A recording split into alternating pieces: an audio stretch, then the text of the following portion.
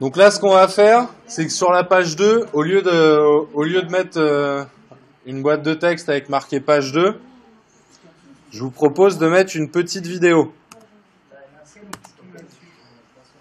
Donc pour mettre une vidéo, on va d'abord insérer une HTML box. Donc je clique sur HTML box.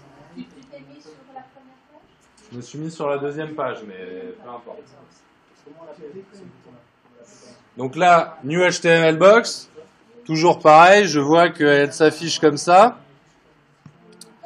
Et donc comme je vous disais, dans la HTML box, comme son nom l'indique, il faut mettre du HTML. Si vous double-cliquez dedans, vous allez voir que là, pour l'instant, il y a des balises P qui veulent dire paragraphe en HTML et qui vous disent qu'en fait, entre ces deux balises, tout ce que vous allez mettre, ça va être du texte. Alors, insert HTML box. Insert HTML box. OK? Donc pour les gens qui savent coder en HTML, ils peuvent coder. Nous, c'est pas ce qui nous intéresse là. Moi, ce que je veux vous montrer, c'est que grâce à cette HTML box, je vais pouvoir mettre très facilement une vidéo qui vient de YouTube ou de Vimeo. D'accord? Donc pour faire ça, je vais aller sur YouTube ou Vimeo. Je sais pas ce que vous préférez comme plateforme. Moi, je vais mettre YouTube parce que comme on a notre chaîne sur YouTube. Alors oui, tu fais dans un nouvel onglet.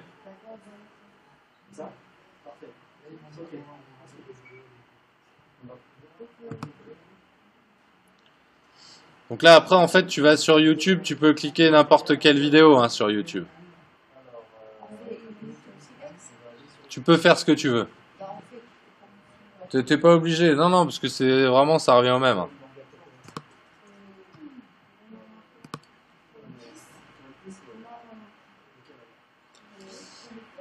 Donc voilà, moi pour démo, je choisis une vidéo de Silex Labs, mais vous pourriez choisir d'autres vidéos. J'en profite pour vous dire qu'on met nos vidéos en ligne et que donc vous pouvez regarder les vidéos des ateliers qui sont sur notre chaîne gratuite. Alors peu importe ce que je te dis là pour YouTube, vous embêtez pas pour l'instant, prenez n'importe quelle vidéo. Enfin, sauf si vous avez une vidéo que vous aimez particulièrement, vous pouvez la chercher. Et donc ce qui est important à trouver après, c'est que là, quand je vais dans ma vidéo, en dessous, j'ai un petit menu avec marqué partager. Donc je clique sur partager. Voilà, donc comme je vous disais, une fois qu'on est sur YouTube, on clique dans partager. Et une fois qu'on a cliqué dans partager, on clique sur intégrer. Et quand j'ai intégré, je vois que j'ai un code qui commence par la balise iframe. Cette balise-là, elle est très importante pour nous parce que c'est ce qu'on va utiliser principalement dans le HTML box. La balise iframe, en fait, ce qu'elle fait, c'est qu'elle va chercher du contenu quelque part et qu'elle l'affiche. Ça veut dire que nous, sur notre site internet, on va pouvoir afficher une vidéo qui est hébergée par YouTube sans avoir à nous l'héberger sur notre site. On enverra juste le lien et la vidéo s'affichera toute seule. Donc je vais copier-coller ce code. Copier. Et je vais aller dans Silex, dans ma HTML box. Et je vais faire...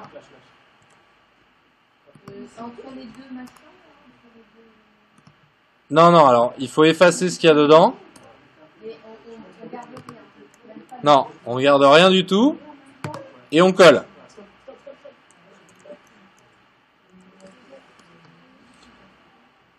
Donc là, j'ai collé mon code iframe. Donc je double-clique dans ma HTML box, j'efface ce qu'il y a dedans, et je colle.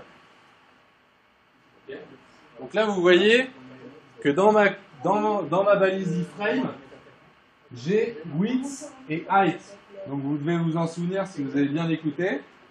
Width, ça veut dire largeur, et height, ça veut dire hauteur. Donc par défaut, YouTube, il vous propose des tailles de vidéo. D'accord ?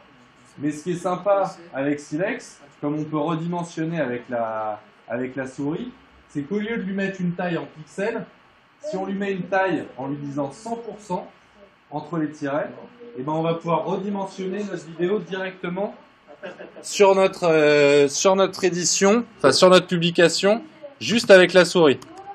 Donc là je le fais, donc on se met bien entre les guillemets, on efface le chiffre de hauteur et de largeur, width et height, et on le remplace par 100%. On met %. Si tu mets 100 par défaut, c'est des pixels. Et donc là, grâce à ça, quand je vais redimensionner ma vidéo, bah vous voyez qu'elle s'adapte à la taille du rectangle que je lui donne.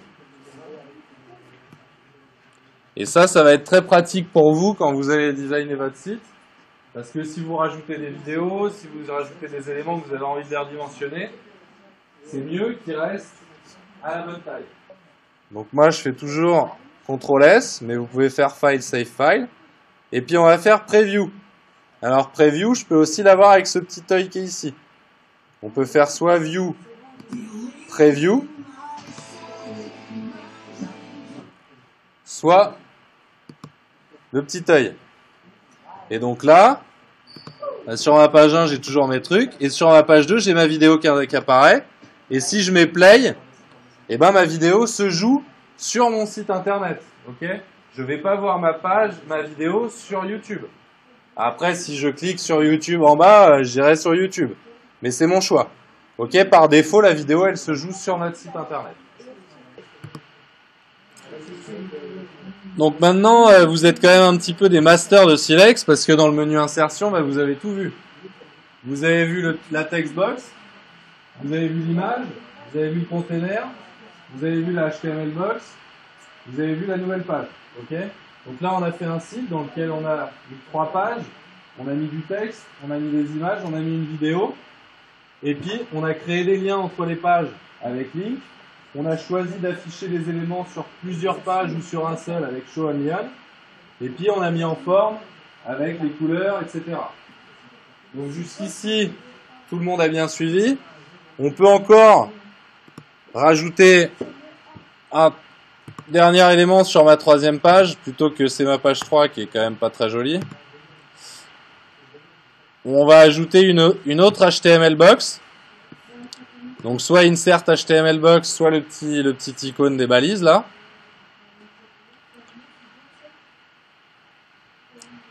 Et ce coup-ci, alors qu'est-ce que vous préférez? On peut insérer du son avec SoundCloud, on peut insérer de la musique, tu veux? Sinon on peut insérer une carte avec Google Maps aussi, je vous montrerai. Alors un vote, carte ou son? Sinon on fait les deux. Hein. On a le temps encore. On fait les deux? Bon, on va commencer par SoundCloud.